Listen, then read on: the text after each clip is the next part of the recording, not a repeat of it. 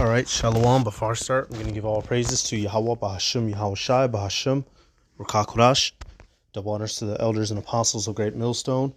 Peace, blessings, and salutations to all the elect Akim, Wa Akwath, learning, teaching, truth, and sincerity. This is going to be another video through the Spirit. All right, I got this clip, and I'm going to let this guy talk for a lot of it. All right, and basically he's breaking down how, how this World War III is about to pop off. All right. Now, whether people want to believe it or not, or run from it or not, that's on them. But the people who are at the top of society, motherfuckers who know how money works, who know that the elites are running the show, who understand that there's strings being pulled, they're starting to get scared of what's coming. So many of them find themselves snitching and ratting and telling the secrets that are up top down here to us people at the bottom, because they're also scared. All right, so this guy, I'm gonna let this clip play. This guy is going to go on to detail,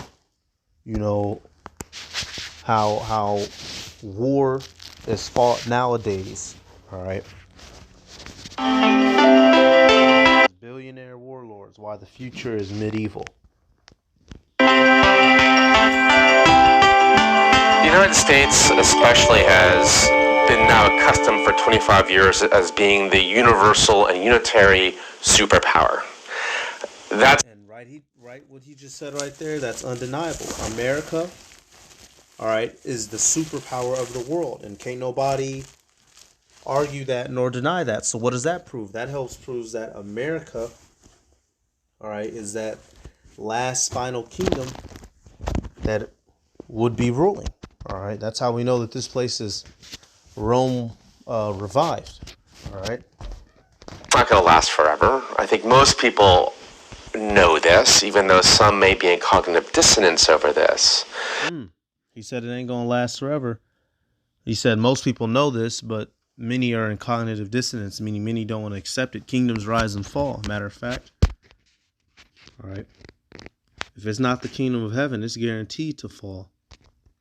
Sirach 10, real quick, just to show you, until we get to the kingdom of heaven, all right, these people in the world, they don't want to wake up and smell the coffee. All right. Sirach 10 and 8, because of unrighteous dealings, injuries, and riches got by deceit, the kingdom is translated from one people to another. All right. So we understand that, when too much wickedness goes on and the Heavenly Father gets tired of it, he brings a kingdom down. And what we're seeing in the modern world, he has given this man technology to destroy and crush himself. All right. Matter of fact, go to the book of Isaiah 54 and 16. It says, "Behold, I have created the smith that bloweth the coals in the fire, and that bringeth forth an instrument for his work. And I have created the waster to destroy." So the Heavenly Father has put it in the soul and the minds of these Edomites to create weaponry, all right, that they're going to use to destroy themselves. All right. This, even though some may be in cognitive dissonance over this.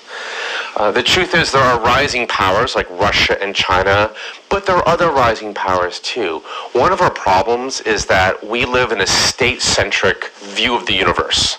International relations, for most of us, is run by states. Nation-states are the global political, unit of the international order. And this is what we learn in social studies as kids. But that is actually not the way the world has worked for most of human history. States are actually about 300 or 400 years old. Before there were states, there were empires and there were tribes and everything else. Yep. So right there. So what does that show you? This whole system of, this melting pot, everybody being mixed together, this is not going to work, y'all. He just explained, what we have is states, literally, countries. We used to rule by what? Your nation, your tribe. All right. When you read in Daniel, the first ones, that statue, the Babylonians came up. And what were they? They were Assyrians. All right. Then the Persian and Medes, which is what? Elam. And then Japhites. All right. And then who? The Greeks, which were Edomites, and then Romans, the Greeks. This is how ancient kingdoms ruled. All right. It was one nation of people that was at the power. All right, and every other nation was at their mercy. But this whole modern day, and we understand, hey, the elites, they're in the background doing what they do, but they got people running around. Everybody's running around not knowing what the hell nor how the hell things are or used to be. All right. Matter of fact, still here in Isaiah. All right, when this war breaks out, one of the reasons why we're going to go to Isaiah the 13th chapter. One of the reasons why many people are going to be leaving and going back to their homelands is because we do have this melting pot culture.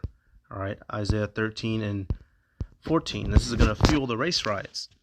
All right, it says, and it shall be as a chased roe, and as a sheep that no man taketh up. They shall every man turn to his own people, and flee every one into his own land.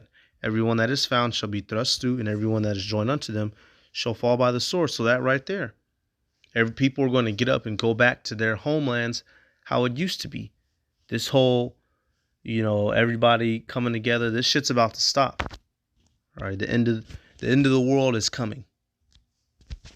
And everything else.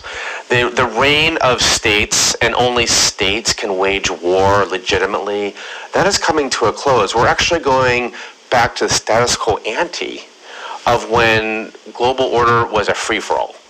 So right here, what is he saying?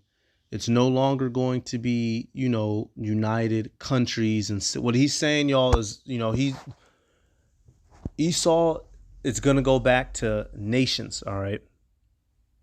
And, hey, matter of fact, there's some proof of that, because the nations, subconsciously, they understand that they're going down, all right? Nahum 1 and 9. What do you imagine against the Lord? He will make an utter end. Affliction shall not rise up the second time, all right? Matter of fact, I'll get another one, a parrot. It says, what do they imagine against the Lord? Let's get this. Well, the heathen imagine what? Psalms 2 and 1. Why do the heathen rage and the people imagine a vain thing? The kings of the earth set themselves, and the rulers take counsel together against the Lord and against his anointed, saying. So right there, the heathen nations are all about to try to fight, and ultimately everything is only going to happen according to how the scriptures say. Esau, Edom, he's the ruling nation. So this is going to culminate with the countries shooting their missiles at America. All right, which is what whether he fully understands that or not remains to be seen. But he understands that this corporate system is about to stop, and we're about to get back to ancient world, nation against nation and kingdom against kingdom, which is why America is going to be destroyed. All right, it tells you go to Revelation 17, America isn't going to nuke itself. Who's going to nuke America? Revelation 17 and 16. And the 10 horns which thou sawest upon the beast. A matter of fact, we'll start at verse 15. And he saith unto me, the waters which thou sawest, where the whore sitteth, are peoples and multitudes and nations and tongues. So America's the whore, and it rules over peoples and nations. All right. And what are those peoples and nations going to do? Verse 16. And the 10 horns which thou sawest upon the beast, these shall hate the whore, and shall make her desolate and naked, and shall eat her flesh and burn her with fire. All right. So the very same nations, take now, EU and NATO's going to disband eventually. All right, when it's all said and done, but they're gonna shoot their missiles this way. Russia's gonna shoot their missiles, which Russia is not a part of EU nor NATO. I'm just stating the fact. All right, China's gonna shoot its missiles. If Africa got some missiles, they gonna shoot them. North Korea is gonna shoot some missiles. Everyone's gonna gang up on America and destroy with fire. All right, this is what he's, it's about to go back to nation versus nation, kingdom versus kingdom. Of when global order was a free-for-all, of like the Middle Ages, of antiquity, but what became before. And one of the things of that free-for-all is that who else were superpowers? It wasn't just states. So like in the Middle Ages, the papacy was a superpower. Rich aristocracies, were superpowers. So what he's saying right here is basically people who have money, they're going to be trying to use their personal armies to take shit over. And what does that sound like? That's 2 Esdras 15. We're going to go get that in a second, but I'll let him explain some more. We're going back to this world again. So, we have random billionaires today who have as much power as states. There are 62 people in the planet who own the equivalent of half the world's wealth. And really, that's the elite that rule. All right. It's not the United States Army isn't gonna you're not gonna have to worry about them. All right. The elite is gonna set up the NWO New World Order agenda military niggas. All right. Whatever they gonna call them. We've heard, you have Gurkha troops, United Nations, but whatever new name they're gonna come up for their one world order military group, that's what they're gonna do. And this is what he's explaining. All right, because they have the money to afford that shit. All right. 62 people. You can put them all into a bus. You have, multinational corp. Now, whether or not, these 62 people, of course, there's more, none of us know the exact number of the elites. We know some of the famous families, Rothschilds, Rockefellers, DuPonts, whatnot, but it's more than just 62 people, so take that with a grain of salt. We have the Fortune 500, which are more powerful than most of the states in the world. Of the 194 states in the world, most are fragile or failed. We only think the top 25 states, like the U.S., Western Europe, Eastern Asia, etc. But that's an anomaly. The vast majority of states in the world are more either regimes hiding inside states or just outright dumpster fires. So what we're going to see in the future is those who have wealth and political power, who can also hire their own private armies now, become superpowers. The world used to wage a lot of private war in military history. All right, so, hey, that's pretty good. You can watch this clip. Just type in billionaire warlords. We'll go to 2 minutes 15 to end it. But it's just showing these people know what's coming, y'all. Don't think for, hey, nigga go to a basketball game, buy some cotton candy, watch his kids play a fucking at the amusement park. That's not what we're gonna be doing for too much longer, y'all. Keep your eye on the prize. Remember, all right. These bitches want to go out to the club every weekend, get drunk, walk around in mini skirts in 10-degree weather.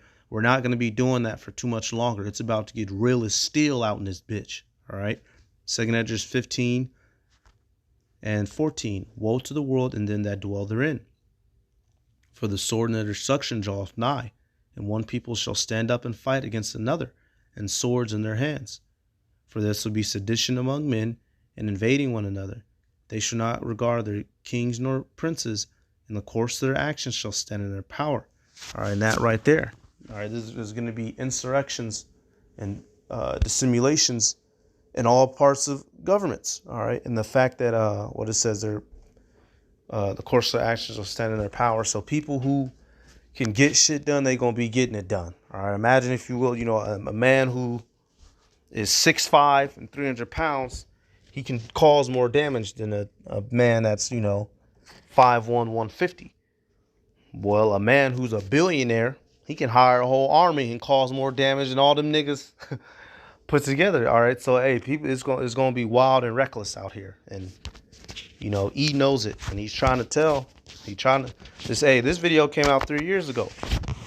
This video only has 1 million views. This video should have billions of views. It should be a wake-up call. But is people trying to listen? No. So they're going to have to learn the hard way. All right, I'm going to give all praises to Yahweh, Bahashim, Yahweh Shai, Bahashim, Rakakurash, double honors to the elders and apostles, Great Millstone.